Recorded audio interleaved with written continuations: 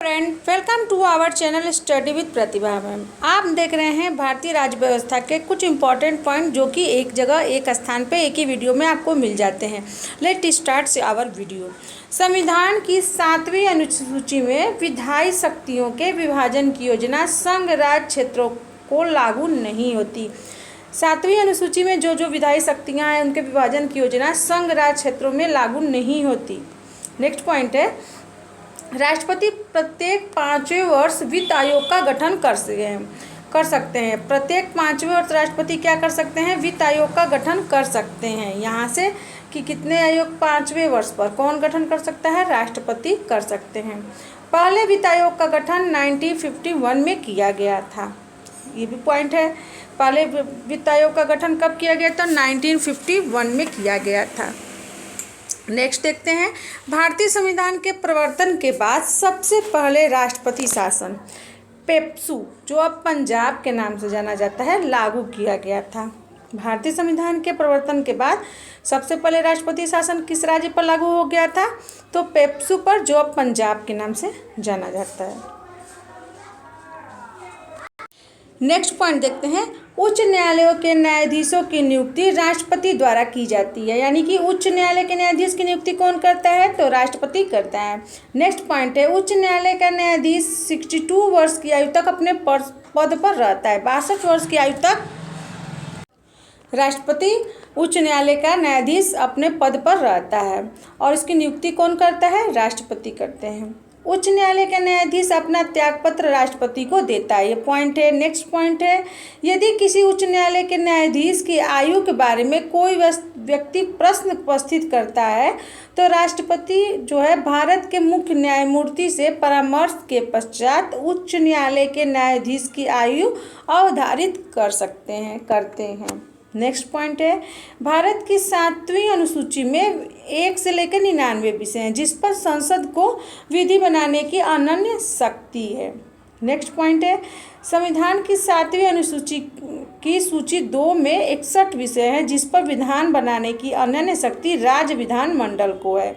सूची 1 से 99 विषय है, वो उसको संसद को विधि बनाने की अनन्य शक्ति है। और 2 से लेकर 61 जो विषय है, सूची 2 से 61 में सूची 2 में 61 विषय हैं। यहाँ सूची 1 में 99 विषय हैं, सूची 2 में 61 विषय हैं। जो विधान बनाने की शक्ति किसको है? राज्य विधानमंडल को है। संविधान की 7वीं अनुसूची की सूची 3 में 52 विषय हैं। अभी सूची 1 और सूची 2 देख चुके हैं, उसमें 52 विषय हैं जिस पर विधान बनाने की शक्ति संसद और राज्य विधानमंडल दोनों को है। लेकिन एक ही विषय पर अगर संसद और राज्य की विधि में विरोध होने की दशा में संसद द्वारा निर्मित विधि प्रभावी होती है। नेक्स्ट पॉइंट यहाँ पे है, कुछ बदलाव हुआ है ये अभी करंट में, तो इसका हम आपको एक वीडियो में बनाकर दे देंगे। संविधान, इसमें थोड़ा कन्फ्यूजन है थोड़ा सा कि सूची 1, 2 और 3 में कुछ बदलाव किए गए हैं। नेक्स्ट पॉइंट है, संविधान की 7वीं अनुसूची में विधायी शक्तियों के विभाजन की योजना संघ राज्य क्षेत्रों को लागू नहीं होती। ये अभी मैंने आपको बताया है। नेक्स्ट पॉइंट देखते हैं कि मंत्रिपरिषद के सदस्य व्यक्तिगत रूप से राष्ट्रपति के प्रति उत्तरदायी होते हैं। मंत्रिपरिषद के सदस्य जो होते हैं पर्सनल रूप से राष्ट्रपति के प्रति उत्तरदायी होते हैं। भारत के संविधान में अनुसूचित जातियों और अनुसूचित जनजातियों के संबंध में कोई परिभाषा नहीं दी गई है। ये भी इम्पोर्टेंट पॉइंट है, अगर पूछ लिया जाता है कि भारत के संविधान में अनुसूचित जातियों और अनुसूचित जनजातियों की परिभाषा किस भाग में दी गई है, किस अनुसूची में दी गई है, तो किसी अनुसूची में किसी भाग में नहीं दी गई है, किंतु राष्ट्रपति राज्यपाल के परामर्श से इस संबंध में प्रावधान बना सकते हैं। अगर किसी जाति को उनको अनुसूचित जाति में रखना है या अनुसूचित जनजाति में रखना है तो राष्ट्रपति राज्यपाल के परामर्श से इस पर कोई न कोई प्रावधान बना सकते हैं। नेक्स्ट पॉइंट देखते हैं राष्ट्रपति का। राष्ट्रपति की अनुमति से ही कोई व्यक्ति विदेशी सरकार से कोई उपाधि या सम्मान प्राप्त कर सकता है। और कोई विदेश से कोई सरकार, विदेशी सरकार हमारे भारत के किसी व्यक्ति को कोई उपाधि या पुरस्कार देते हैं तो उसकी किसकी अनुमति लेनी पड़ती है? उसकी अनुमति लेनी पड़ती है राष्ट्रपति से। नेक्स्ट पॉइंट है, लोक सेवा आयोग एक सलाहकारी निकाय है जिसकी संस्तुतियों को सरकार अस्वीकार भी कर सकती है। तो यहाँ से ये पॉइंट बन सकता है कि लोक सेवा आयोग कौन सा निकाय है, तो ये सलाहकारी निकाय है और सरकार चाहे तो इसकी संस्तुतियों को क्या कर सकती है, अस्वीकार, मना भी कर सकती है स्वीकार करने से। नेक्स्ट पॉइंट, लोक सेवा आयोग के प्रतिवेदन को राष्ट्रपति के माध्यम से प्रतिवर्ष संसद में प्रस्तुत किया जाता है। लोक सेवा आयोग के प्रतिवेदन को किसके माध्यम से, राष्ट्रपति के माध्यम से प्रतिवर्ष संसद में प्रस्तुत किया जाता है। संसद में दिए जाने वाले राष्ट्रपति के अभिभाषण को केंद्रीय मंत्रिमंडल द्वारा तैयार किया जाता है। यहाँ से ये पॉइंट बनता है कि संसद में दिए गए भाषण, जो राष्ट्रपति अभिभाषण देते हैं, वो किसके द्वारा तैयार किया जाता है, तो केंद्रीय मंत्रिमंडल द्वारा तैयार किया जाता है। नेक्स्ट पॉइंट देखते हैं, मुख्य चुनाव आयुक्त परिसीमन आयोग का पदेन अध्यक्ष होता है। यानी कि जो मुख्य चुनाव आयुक्त होते हैं वो परिसीमन आयोग के पदेन अध्यक्ष होते हैं। चतुर्थ परिसीमन आयोग का गठन कुलदीप सिंह की अध्यक्षता में किया गया था। इस वर्ष 2008 में अपनी रिपोर्ट सरकार को सौंपी थी इस आयोग ने।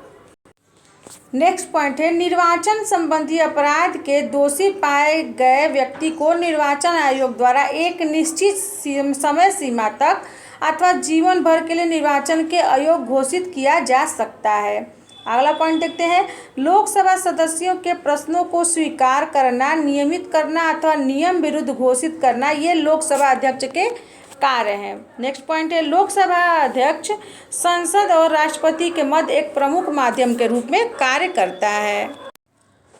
अगला पॉइंट है, मंत्रिपरिषद के विरुद्ध अविश्वास प्रस्ताव केवल लोकसभा में ही प्रस्तुत किया जा सकता है। यहाँ से पॉइंट है कि लोकसभा मंत्रिपरिषद के विरुद्ध अविश्वास प्रस्ताव किस सभा में प्रस्तुत किया जा सकता है, तो केवल लोकसभा में, और इसके पारित होने की स्थिति में सरकार को त्यागपत्र देना पड़ता है। अगर ये पारित हो गया अविश्वास प्रस्ताव तो सरकार को क्या देना पड़ता है, त्यागपत्र देना पड़ता है। नेक्स्ट पॉइंट देखते हैं, न्यायालय द्वारा आपराधिक घोषित किए जाने के उपरांत चुनाव आयोग संबंधित व्यक्ति के निर्वाचन के अयोग्य घोषित करने का निर्णय ले लेता है। आगे, उच्च न्यायालय की परमादेश जारी करने की अधिकारिता के अंतर्गत संवैधानिक अधिकार, सांविधिक अधिकार और मौलिक अधिकार आते हैं। यानी कि उच्च न्यायालय की परमादेश जारी करने के अधिकारिता के अंदर कौन कौन से आते हैं, तो संवैधानिक अधिकार आते हैं, दूसरा सांविधिक अधिकार आता है और तीसरा मौलिक अधिकार भी आते हैं। नेक्स्ट पॉइंट देखते हैं, नेक्स्ट पॉइंट है कि मूल अधिकारों से संबंधित मामले सर्वोच्च न्यायालय और उच्च न्यायालय दोनों में की अधिकारिता में आते हैं। यानी मूल अधिकार से संबंधित कोई मामला है तो आप सर्वोच्च न्यायालय में अपील कर सकते हैं और उच्च न्यायालय में भी अपील कर सकते हैं। नेक्स्ट पॉइंट है, अंतर्राष्ट्रीय संधियों को भारत के संपूर्ण भाग अथवा किसी एक भाग में क्रियान्वित करने के लिए संसद बिना किसी राज्य की सहमति के किसी भी प्रकार का कानून निर्मित कर सकती है। अंतर्राष्ट्रीय संधि के लिए क्या कर सकती है, किसी राज्य की सहमति के बिना भी संपूर्ण भारत या किसी एक भाग में संसद उसको क्रियान्वित कर सकती है, कानून बना सकती है। नेक्स्ट पॉइंट है, किसी मान्यता प्राप्त राजनीतिक दल द्वारा निर्वाचन आयोग के चुनाव चिन्ह आवंटन से संबंधित निर्णय के विरुद्ध सर्वोच्च न्यायालय में अपील दायर की जा सकती है। यानी किसी मान्यता प्राप्त राजनीतिक दल है उसके द्वारा निर्वाचन आयोग के चुनाव चिन्ह आवंटन से संबंधित निर्णय कोई है उसके विरुद्ध सर्वोच्च न्यायालय में अपील दायर की जा सकती है। नेक्स्ट पॉइंट देखते हैं, नेक्स्ट पॉइंट है, सर्वोच्च न्यायालय में तदर्थ न्यायाधीशों यानी एडहॉक जजेज की नियुक्ति की प्रक्रिया फ्रांसीसी न्याय प्रणाली पर आधारित है। तो यहाँ से ये क्वेश्चन बनता है कि तदर्थ न्यायाधीशों की नियुक्ति प्रक्रिया किस न्याय प्रणाली पर आधारित है, किस देश के, तो फ्रांसीसी न्याय प्रणाली पर आधारित है। नेक्स्ट, भारत में सर्वप्रथम पारिवारिक न्यायालय की स्थापना जयपुर राजस्थान में की गई है। यहाँ से ये पॉइंट बनता है कि भारत में सर्वप्रथम पारिवारिक न्यायालय की स्थापना कब की गई थी, तो जयपुर राजस्थान में की गई थी। नेक्स्ट पॉइंट है, भारत के महान न्यायवादी की नियुक्ति राष्ट्रपति द्वारा की जाती है। किसके द्वारा की जाती है? राष्ट्रपति द्वारा की जाती है। यह 65 वर्ष की आयु तक अपने पद पर रह सकता है। उसे भारत के किसी भी न्यायालय में उपस्थित होकर वक्तव्य देने का अधिकार प्रदान किया गया है। किसे? महान न्यायवादी को भारत के किसी भी न्यायालय में उपस्थित होकर वो वक्तव्य दे सकता है, और उसकी नियुक्ति कौन करता है? राष्ट्रपति करता है। नेक्स्ट पॉइंट है बिहार, गुजरात। स्टूडेंट, इसी के साथ ये वीडियो समाप्त होता है। मिलते हैं नए पॉइंट के साथ, नए वीडियो में, नए टॉपिक के साथ। वीडियो देखने के लिए बहुत बहुत धन्यवाद। अगर आप मेरे चैनल पर नए हैं तो प्लीज़ चैनल को लाइक, शेयर, सब्सक्राइब जरूर करिएगा, और हाँ, बेल आइकन भी दबा दीजिएगा। साथ में एक प्यारा सा कमेंट भी करिएगा आपको वीडियो कैसा लगा।